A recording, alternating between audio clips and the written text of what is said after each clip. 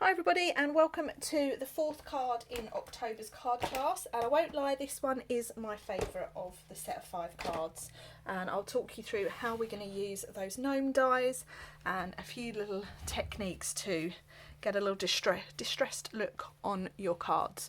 So this is the card design we're going to make, and I've actually used a retired die in there. I've used some of the stitched shapes dies, which gives me that nice oval, and we're finishing off with a nice little heat embossed sentiment to bring it all together. So I'm going to put my card to one side. You will need quite a few pieces from your die cut pack for this card, and I'll talk you through that as we put it together. Okay, so we're starting with another crumb cake card base. Okay, so give that a nice crease. You'll notice that the piece of DSP that I've used is predominantly white in the background, which would look lovely, but I am going to distress that just ever so slightly with some Sahara sand ink and a blending brush. So similar to the way we distressed the pieces in the previous video. Okay, so I'm going to run my blending brush just across my DSP to just take out that really white brightness.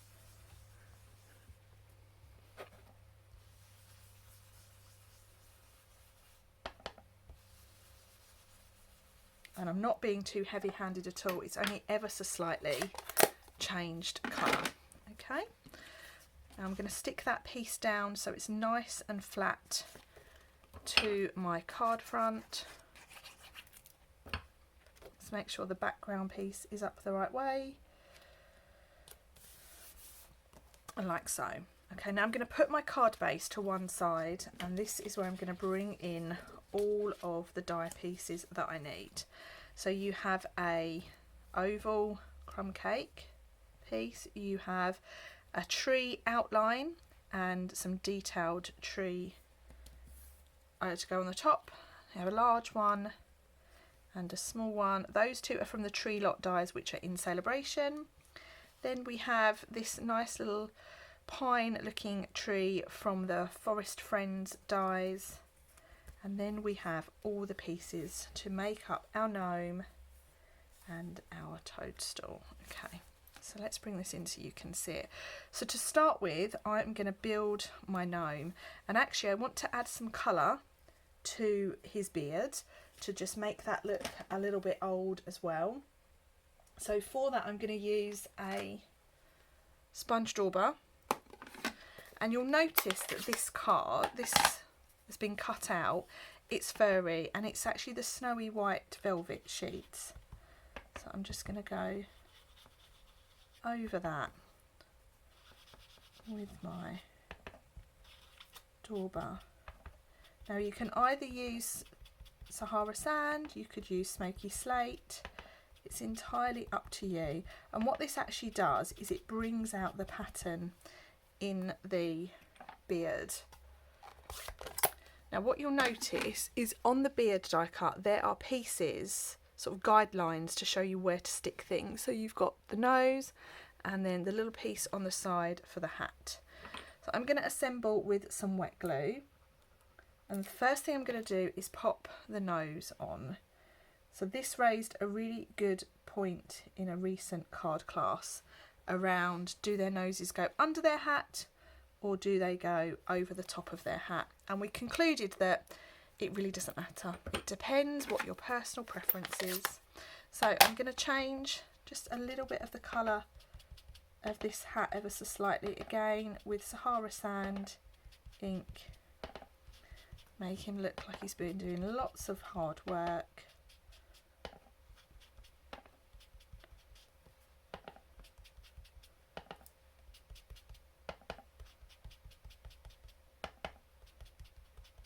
Like so. Okay. And then add this using the guidelines that are on the beard.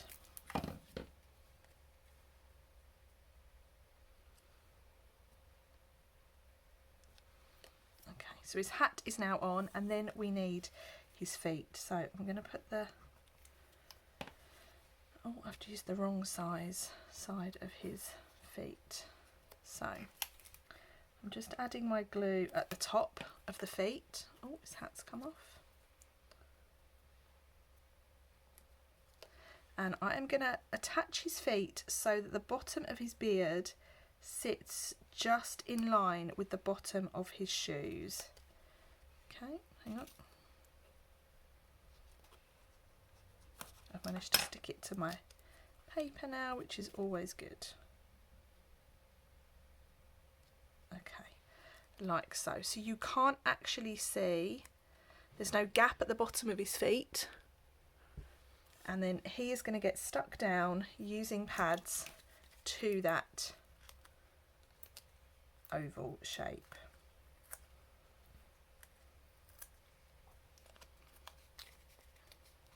Struggling to get these off here.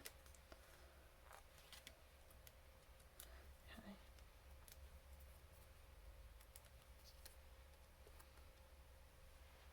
And then this is going on, so it's about 2 centimetres from the bottom of the oval so that his hat just sits off the top of that oval.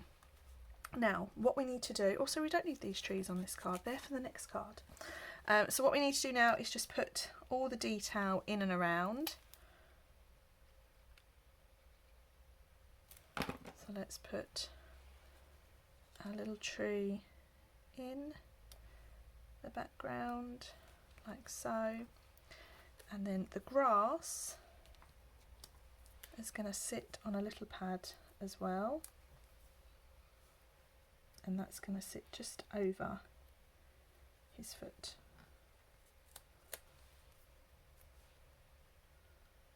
Like so. And then the toadstool, you've got the top of the toadstool and then you've got the stem.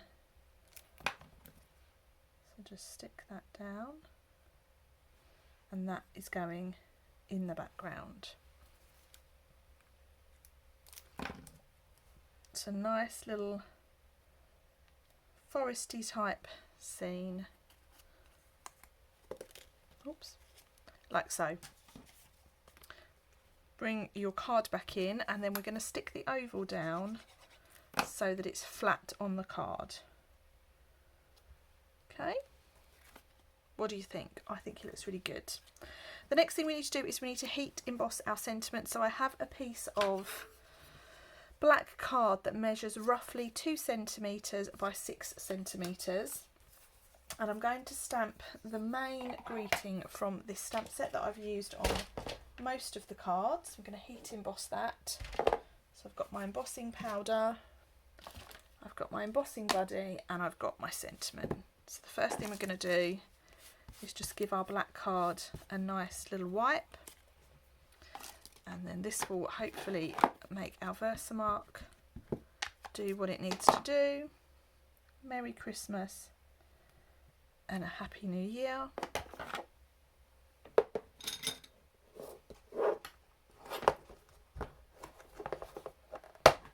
What did I do with my tweezers?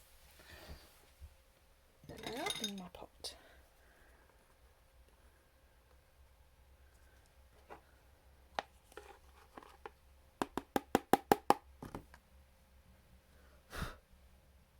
Okay, I think I've embossed the wrong side, so let's just start that again.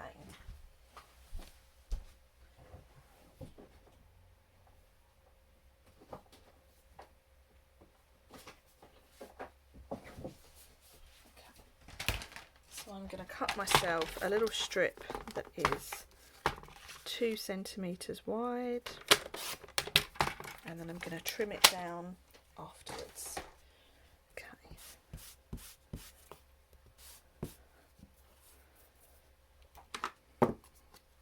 I was doing so well with my embossing.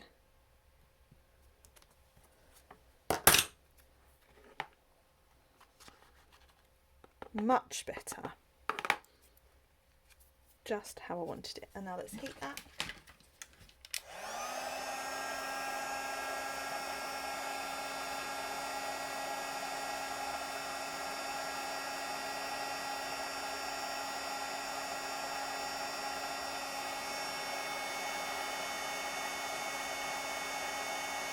starting to cure now.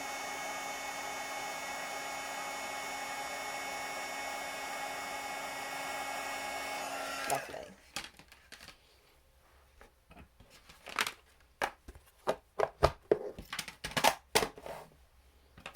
Just snip this bit off.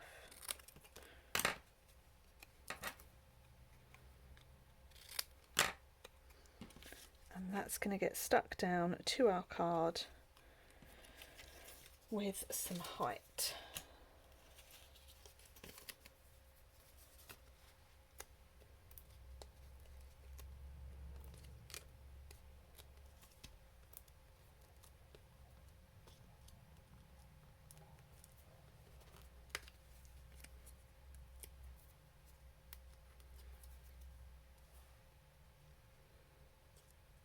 There we go, and then we just need to stick a piece of very vanilla inside our card.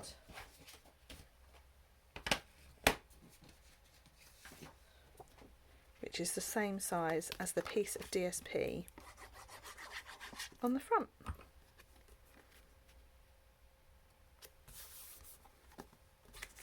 And there we have it. That is card number 4, all finished, and my personal favourite of the 5 cards in this month's class. So thanks for watching. Let me know what you think in the comments, and I'll see you all over on the very last video up next. Bye for now.